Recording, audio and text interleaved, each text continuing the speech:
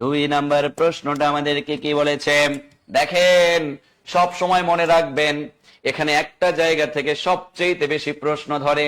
ও আমার কলিজার ভাই কলিজার বোন, ম্যাথের সবচেয়ে সহজ একটা অধ্যায়ের নাম হচ্ছে সরলীকরণ। আর এই সরলীকরণ অধ্যায় থেকে খাদ্য অধিদপ্তরে কখনো প্রশ্ন মিস করে না। আরেকটা জায়গা থেকে আমাদের প্রশ্ন করে, সে জায়গাটার নাম হচ্ছে পরিমাপ। এই পরিমাপেও কিন্তু এখান থেকে প্রশ্ন ধরে। এই দুইটা ছোট্ট জায়গা, এই ছোট্ট দুইটা টপিক থেকে ম্যাক্সিমাম সময় প্রশ্ন করে থাকে। আচ্ছা, ওকে, হালিম হাসান প্রিয় স্যার, সাথে আছি জামালপুর থেকে। ওকে আমার কলিজার ভাই, একটু মন দিয়ে ক্লাসটা করতে হবে। তো আমাকে এই প্রশ্নটার ক্ষেত্রে কি বলেছে দেখেন, 4 ভাগ। তো আমরা এখানে উপরে যদি 4 রাখি, নিচে যদি আমরা এখানে একটু ভুল করেছে, আমাদের বেসিক্যালি এখানে 1205 হবে না, এটা হবে 125। তো আপনার যদি নিচে হয় 0.125, তাহলে কি ঘটনা ঘটবে, এখানে জিরোটা হবে না, জিরোটাকে আপনারা একটু উঠাইয়ে দেন, এখানে অতিরিক্ত একটা জিরো পড়ে গেছে।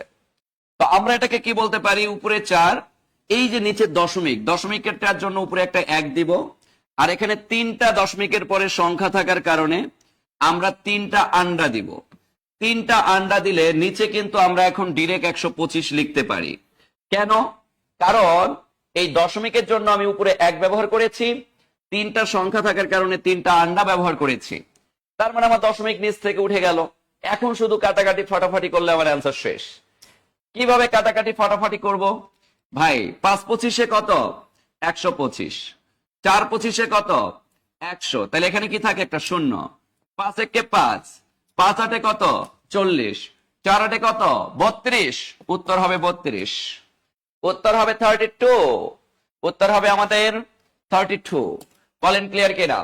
তাহলে এরকম স্টাইলের যদি কখনো কোশ্চেন আসে, আমরা পারবো ইনশাআল্লাহ? বলেন পারবো কিনা? এটার উত্তর হবে, আচ্ছা, এটার উত্তর হবে আমাদের 32, অর্থাৎ 32 হবে আমাদের সঠিক উত্তর। বলেন ক্লিয়ার কিনা?